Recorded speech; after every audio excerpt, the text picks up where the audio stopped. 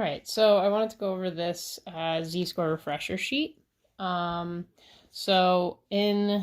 talked about 95% confidence interval, and you took your homework quiz on it. But what if we wanted other z-scores? We wanted other confidence levels. So say we didn't want 95, we wanted a 99% or a 90% or a 98%. There has to be some other way. And there is, and it comes back to z-scores. So you want to do number 1. I'm going to do the A and B, and then I'll let you do the rest, and I'll post the answers. So if you're trying to find the following z-scores, and if you remember to do z-scores, to find z-scores, you do inverse norm, just second vars and number 3. And if you have the fancy calculator, this is really easy. You just select center. If you don't, you have to give it the area to the left. So if you're looking for the middle 90, that means there's 5 and 5 on each side. So I have to really give it 0.05. 0 and 1 is the mean standard deviation. So I get a z-score of 1.64. So this would be inverse norm. Area to the left is 0.05, 0, 1. And I get 1.64 approximately. Again, the reason being is if this is 90%, okay, then this is 5% and this is 5%. So if I'm trying to find like this z-score right here, this area is 0.05, which is why I put in 0.05. Now, technically, the calculator gives you a negative z-score, but we're just going to take the positive because it doesn't really matter. You add and subtract the z-score anyway, so we're just going to give it the positive. Okay, now if I were to do the same thing with the middle 98, well, let's think about it. If there's 98 in the middle, how much is on each side? Well, there's going to be 1% on each side. So we're going to do inverse norm, 0.01, 0, 1. Second vars, number 3, 0.01, paste, 2.33, basically. Again, because the middle has 98, so each side is going to have 1%. Okay, and then you want to go ahead, so you're going to do E and F very similarly, and then C and D is just looking for the lower and the upper. So this you're just going to put in, this is actually going to be the same thing, pretty much. Inverse norm, 0.01, 0, and 1.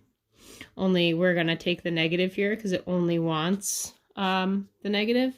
So to not confuse you, I'll put plus or minus signs up here. Because technically it wants the z-scores for the middle, so it would be negative 1.64 and positive 1.64. Same thing, negative 2.33, positive 2.33. But this, it only wants the lower, so it's technically just the negative. And then the upper 95, well, if there's 95 to the right, then to the left, there's going to be 5%. So in the calculator, we got that was negative 1.64. Okay, and then you can go ahead and do E and F and then check your answers. Now, number 2 is a 95% confidence interval problem, which again, I'd like you to do on your own and check your answers. But I want to go over this page together. So if we recall, the margin of error formula for 95% confidence interval was this. And the reason why it was a 2 here is because there is about 95% of data within 2 standard deviations of the mean. Well, what if I wanted to be 99% confident? Well, if we look at this, the confidence level, that 95%, was referring to the middle 95%. So if I want to know what the z-score for 99% would be, it's referring to the middle 99%. So I just need to find my z-scores for the middle 99%. So again, if you have a fancy calculator, you can go ahead and just put in 0.99 and then center. I don't have a fancy calculator with me, so I'm going to do 0.005. because again, that's just the area to the left of 99%. 0 and 1. So inverse norm, 0.005. And I get 2.58, we'll say. So plus or minus 2.58. So if I wanted to make a 99% confidence interval, instead of multiplying my standard error by 2, I'm going to multiply my standard error by 2.58, because the middle 99% of the data is not within 2 standard deviations. It's within 2.58 standard deviations, which is why I'm going to take the 2.58 and multiply it by the square root of PQ over N, which is my standard deviation. So if I wanted to be 90% confident, I'm looking for the z-scores for the middle 90%. Okay, so if I'm looking for the middle 90%, I believe we already did that on the previous page. We did. We got A, we got plus or minus 1.64. So the z-scores going to be plus or minus 1.64. So instead of, when I make a 90% confidence interval, instead of taking this formula and multiplying it by 2, I'm going to take this formula and multiply it by 1.64, because that's how many standard deviations represents the middle 90%. So hopefully you can see where this is going. So then if I were to find the middle 90 or 98% confident, I'm looking for the middle 98%. So I'd be inverse norm, 0.01, 0 and 1, because there's 1% on each side, which we calculated on the other side, which was plus or minus 2.33. So again, if I wanted to create a 98% confidence interval, I don't multiply this by 2, I multiply it by 2.33, because the middle 98% is within 2.33 standard deviations of the mean. So that leads us to the new formula, which is also in your book. This is really the margin of error formula we're going to look at, where the z is the z-score of your confidence level. So if you're making a 95%, you can go ahead and use 2. If you're making a 99%, you want to use 2.58. If you want to make a 90%, you want to use 1.64.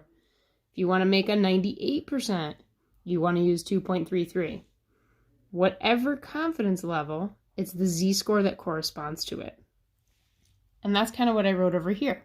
So in order to find the z-score, you do inverse norm, the confidence level, 0, 1, and center, if you have the fancy calculator. But if you have the older calculator, like I do, you do 1 minus the confidence level divided by 2. So for instance, 1 minus 0.9 is 0.1, divided by 2 is 0.05. And then you'll get this.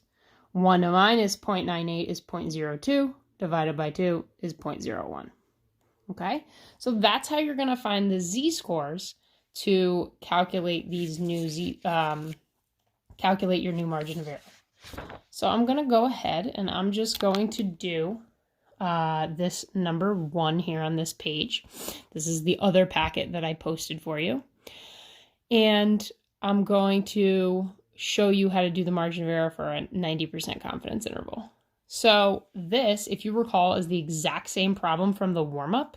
So for my assumptions and conditions, we're just going to say that they were met, because I already did this in the warm-up. But for all the other questions, make sure that you go ahead and do the 4 conditions, which I have it right here.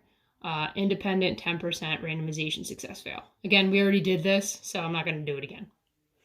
But now, our standard error and margin of error is going, well, our standard error is going to be the same. Our margin of error is going to be different. So my p hat from the warm-up is still 221 over 1470, which is 0.15. And my standard error is just p hat q hat over n. So 0.15, 0.85 over 1470. So let's get that real quick. 0.15 times 0.85 over 1470 is about 0.009. So let's go with 0.009. Okay, now the margin of error in the warm-up, because we were making a 95% confidence interval, I would take this and multiply it by 2. But we're not now, we're making a 90% confidence interval. And if you look at the previous sheet, remember a 90% confidence interval is the z-score is 1.64. So I'm going to take 1.64 and I'm going to multiply that by 0.009.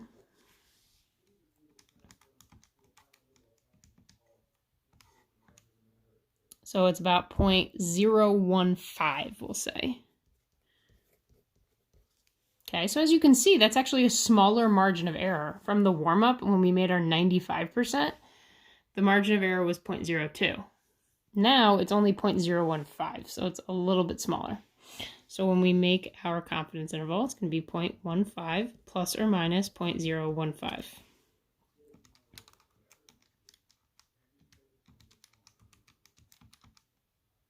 So 0.135 to 0.165.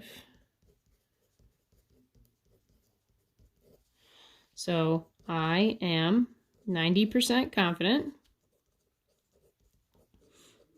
the true proportion of people who admire Lincoln most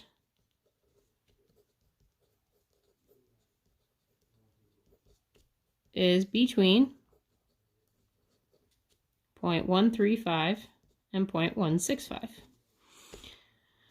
So as you can see, for the 90% confidence interval, I'm narrowing the parameters down a little bit. Now I'm saying I believe it's between 0.135 and 0.165, whereas with 95% certainty, I had to make it a little bit wider, and I thought it was between 0.13 and 0.17. And that's how it goes. The more confident you are, the wider your interval. For a couple of reasons. Think about it. The confidence level refers to the middle area. So obviously, the bigger the confidence level, the more area you're going to cover, hence the wider the interval. If you think about it, just common sense, if you're 99% confident, you need to give yourself more room for error, because you're saying, look, I'm almost 100% sure that the true proportion's in here. So I have to give myself a lot of room for error.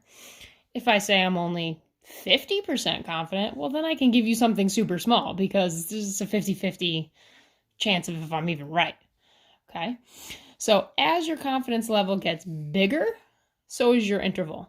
As your confidence level gets smaller, so does your interval.